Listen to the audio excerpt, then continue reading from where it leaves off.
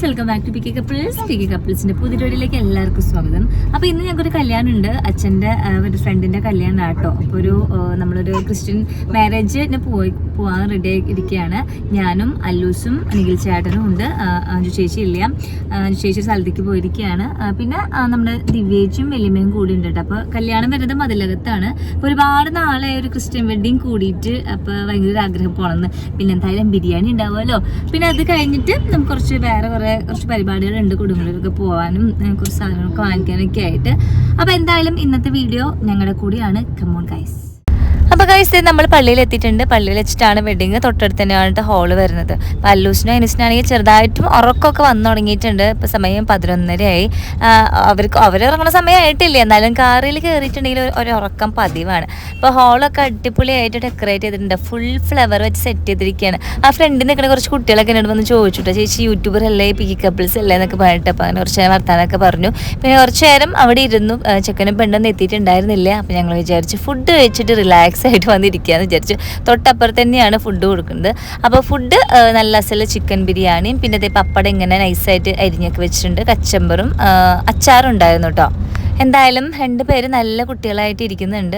ഫുഡിന് വേണ്ടിയിട്ട് പാപ്പം എന്ന് പറഞ്ഞുകൊണ്ടിരിക്കുകയായിരുന്നു, വെറുതെ ഒരു പ്രഹസനത്തിന് വേണ്ടി മാത്രം. അങ്ങനെ 2 പേർക്ക് ഒരേ പ്ലേറ്റ് വെച്ചു കൊടുത്തു. അതിൽ കുറച്ച് ചോറ് ഇട്ട് കൊടുത്തു കേട്ടോ. അപ്പം ഞാൻ വിചാരിച്ചു ഇവർക്ക് ആ വെച്ചുകൊടുത്തിരിക്കുന്ന പ്ലേറ്റിൽ നിന്ന് തന്നെ വാരി കൊടുക്കാമെന്ന് വിചാരിച്ചു. സാധാരണ ഞാൻ എൻ്റെക്കുന്നതാണ് വാരി കൊടുക്കുക. അപ്പോൾ എനിക്കറിയില്ല ഞാൻ കഴിക്കുന്നത് അവർ കഴിക്കുന്നത്. ഇങ്ങനെയാകുമ്പോൾ കറക്റ്റ് നമുക്കൊരു അളവ് കിട്ടും. അങ്ങനെ ഫുഡൊക്കെ കഴിച്ച് പുറത്തേക്ക് ഇറങ്ങി ജ്യൂസ് കുടിക്കണം എന്ന് പറഞ്ഞിട്ട് ജ്യൂസും കൊടുത്തു കേട്ടോ. പിന്നെ വരുന്ന വഴി അച്ഛനും ദിവ്യേച്ചിനും വലിയമ്മനൊക്കെ ഇറക്കി കൊടുത്ത് നമ്മളിനി നേരെ കൊടുങ്ങല്ലൂർക്കാണ് പോണത്. കുറച്ച് കാര്യങ്ങളുണ്ട്, കുറച്ച് പേഴ്സണലായിട്ടുള്ള കാര്യങ്ങളുണ്ട്.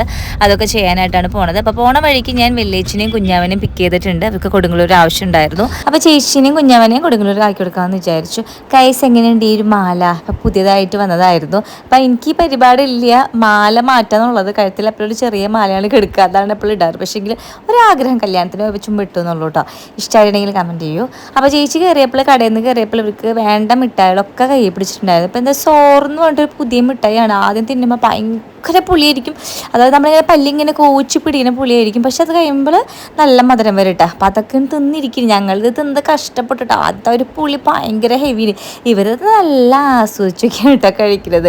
അങ്ങനെ ഒരു മഞ്ചും 2-3 സോറൊക്കെ തിന്നിരിക്കുന്നു. പിന്നെ അദ്ദേഹം എനിക്കും എല്ലാവർക്കും വായാലും ഇങ്ങനെ തൊട്ട് വെച്ച് തരണം. അമ്മ വാവ് വാവ് വാവ് മിഠായി എന്ന് പറയട്ടെ. അങ്ങനെ കൊടുങ്ങല്ലൂർ കുറച്ച് കാര്യങ്ങളൊക്കെ ഉണ്ടായിരുന്നു. ചേച്ചിക്കും ഒരു പരിപാടിക്ക് ഉണ്ടായിരുന്നു. അതൊക്കെ കഴിഞ്ഞിട്ട് പിന്നെ വിചാരിച്ചു ഒന്ന് കോട്ടപ്പുറത്ത് പോകാമെന്ന്. അപ്പോൾ വണ്ടി നേരെ അങ്ങോട്ട് വിട്ടുവിട്ടു. ആദ്യം അച്ഛന് കട ഉണ്ടായിരുന്ന സമയത്ത് എപ്പോഴും അച്ഛൻ്റെ കടയ്ക്ക് വേണ്ടിയിട്ടുണ്ടെങ്കിൽ ഞങ്ങൾ നേരെ കോട്ടപ്പുറത്തേക്ക് വരും. അല്ലെങ്കിൽ വൈകുന്നേരമൊക്കെ ആയിട്ടുണ്ടെങ്കിൽ ആണ് കൂടുതൽ രസം. ഇവിടെ ബൾബും സംഭവങ്ങളൊക്കെ ഇട്ടിട്ട് ഒരു എന്താ പറയുക, കുറച്ച് നേരം ഫ്രീ ആയിട്ടൊക്കെ വന്നിരിക്കാൻ പറ്റിയൊരു ഇട കേട്ടോ. ചെറിയൊരു സ്പേസ് ആണെങ്കിലും, ചെറിയ സ്പേസ് അല്ല, നീളത്തിലുള്ളൊരു വലിയ സ്പേസാണ്.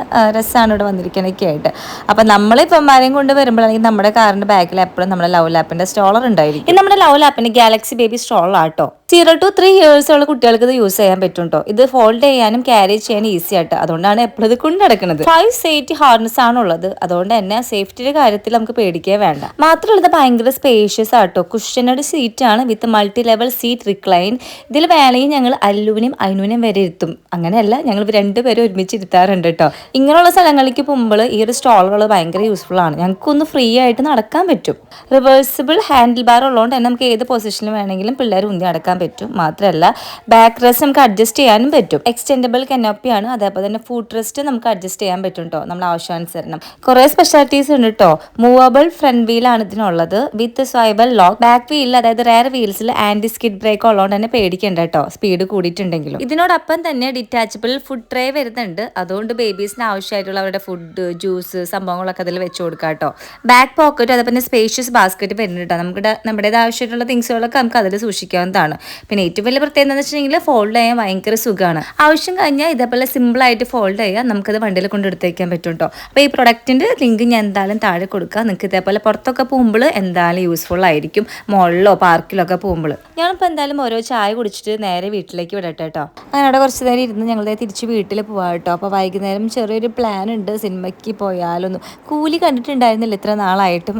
അല്ലെങ്കിൽ ഞങ്ങൾ പടം ഇറങ്ങിയിട്ടുണ്ടെങ്കിൽ ഒരു 1 വീക്കിനുള്ളിൽ പോയിട്ട് ഏത് പടമായാലും കാണുന്നതാണ്. അപ്പോൾ വൈകുന്നേരം 5:30 ആകുമ്പോൾ കൂലി ഫിലിമിന് പോകണം. അപ്പോൾ പാറുക്കുട്ടനും കാശുകുട്ടനും ഒക്കെ വെയിറ്റ് ചെയ്തിരിക്കുകയാണ് സിനിമയ്ക്ക് പോകാൻ വേണ്ടിയിട്ട്. അപ്പോൾ അവരൊക്കെ ഒന്ന് മെയിൽ ഏൽപ്പിച്ച് വിട്ടിട്ടുണ്ട്. ഇനി കുറച്ച് നേരം കൂടി കഴിഞ്ഞിട്ട് ഡ്രസ്സൊക്കെ ഒന്ന് ചേഞ്ച് ആക്കണം. അപ്പോൾ നമ്മൾ ടി വിയിൽ എപ്പോഴത്തെയും പോലെ പാട്ട് വെച്ച് കൊടുത്തിട്ടുണ്ട് നമ്മൾ കാശിക്ക് വേണ്ടിയിട്ട്. മറ്റേ സെറ്റുമ്പസ് ആ പാട്ടില്ല, അതൊക്കെ ഭയങ്കര ഇഷ്ടമാണ്. അവന് പാട്ടെന്ന് വെച്ചിട്ടുണ്ടെങ്കിൽ ഭയങ്കര ഇഷ്ടമാട്ടോ. അവനെ കണ്ടുകൊണ്ടേ ഇരിക്കും.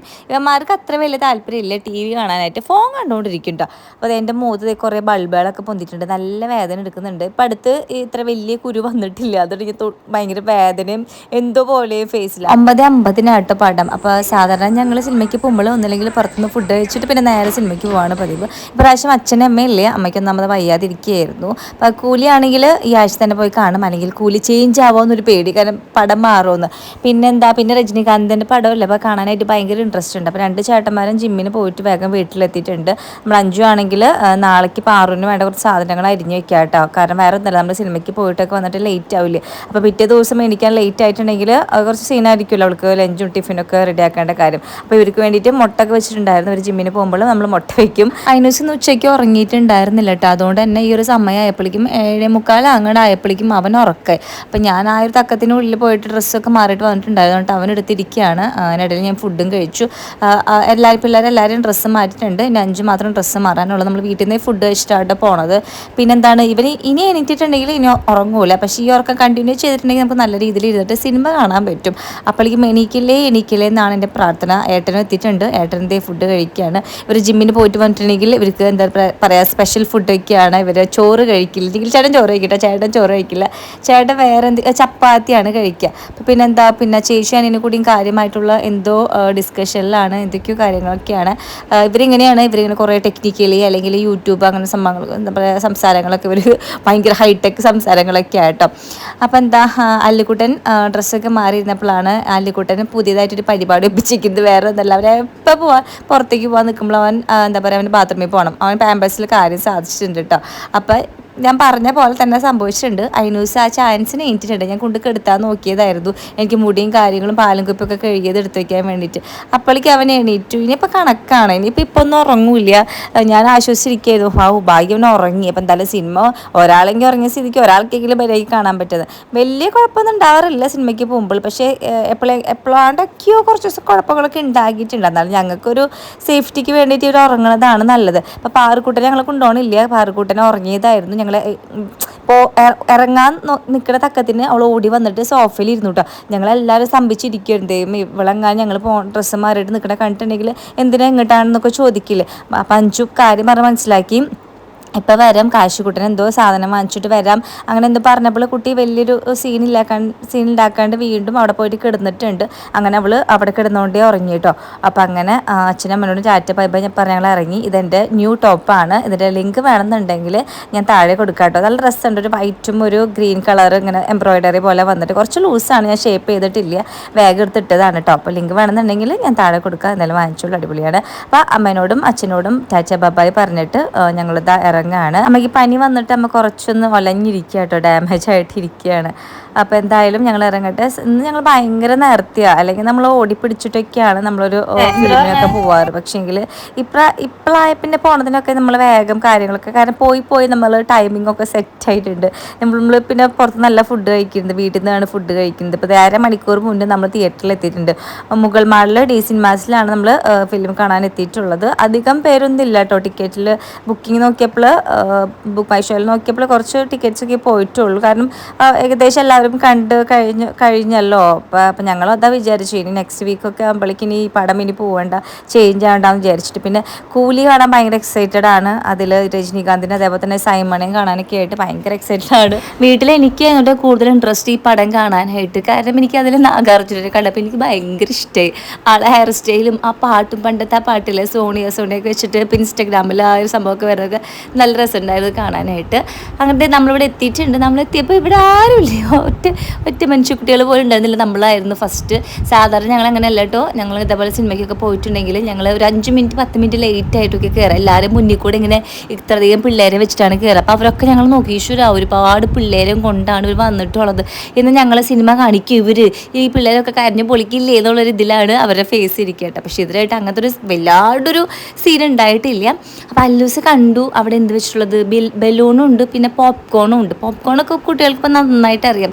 അപ്പോൾ വേണമെന്ന് പറഞ്ഞാൽ വാശി പിടിച്ച് ഞങ്ങൾ പറഞ്ഞു വേണ്ട, ഇപ്പം വേണ്ട, കയറുമ്പോൾ തന്നെ വേണ്ട, നമ്മളൊന്ന് അവിടെ ഇരുന്ന് സെറ്റായി നിങ്ങൾ ഏതെങ്കിലും കാര്യത്തിനൊന്ന് വാശി പിടിക്കട്ടെ, അപ്പം വാങ്ങിച്ചു കൊടുക്കാം.